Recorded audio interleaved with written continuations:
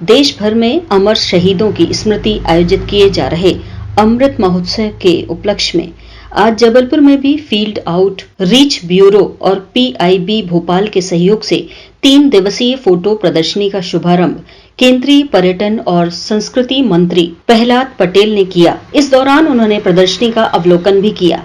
कार्यक्रम में एसटीएफ जवानों के आकर्षक बैंड दलों द्वारा शानदार प्रस्तुति पेश की गई। इस मौके पर पत्रकारों से अनौपचारिक चर्चा में कहा कि आने वाली पीढ़ी को आजादी के अमर शहीदों की शहादत और उनके बलिदान से परिचित कराया जाना जरूरी है।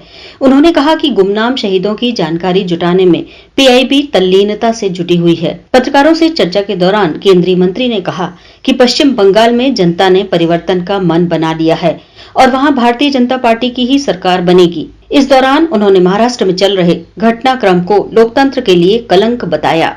के 75वें वर्ष में जो अमृत महोत्सव के कार्यक्रम है उसमें सारे मंत्रालय अपने अपने तरह से आयोजन कर रहे हैं। पीआईबी है, यहाँ का जो रीजनल सेंटर है वो है, और अच्छी बात है कि उच्च शिक्षा विभाग के कैडेट्स भी इसमें शामिल है। मुझे लगता है कि स्थानीय शहीदों को जो लक्ष्य है वो ये है कि हमारे गुमनाम शहीदों की जानकारियाँ आनी चाहिए, और मुझे लगता है कि पीआईबी भविष्य में और भी स्थानीय जो दस्तावेज होंगे उनकी उपलब्धता के साथ में आगे बढ़ेगा।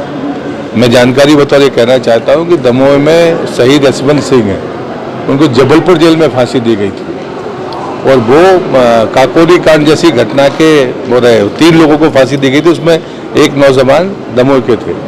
तो वो कार्यक्रम भी अभी जीएसडीएस करने वाला है, एक कार्यक्रम है। दूसरा राजा हृदय शाह तो नरसिंहपुर जिले में हीरापुर है, नर्मदा के किनारे, वहाँ के उनका जन्म स्थान है, लेकिन जन्म की तिथि पता नहीं है, लेकिन उनकी मृत्यु का दिन है 28 अप्रैल, उस पर भी कार्यक्रम हो रहा है। 1842 की क्रांति के वो नायक थे, तो मुझे लगता है जैसे बुंदेला बुद्धू बाद में कहा गया, वो वास्तव में उसके नायक राजा हृदय शाह थे। तो ऐसी चीजें आनी चाहिए ताकि आने वाली पीढ़ी को पता हो। सर दमोह में उपचुनाव होना है, उसको लेकर उपचुनाव की तैयारी शुरू है। सर कलकत्ता में लगातार, बंगाल में लगातार चुनाव लगातार मोदी जी वहाँ जनसंपर्क कर रहे हैं। बंगाल में सरकार भाजपा की बनेगी।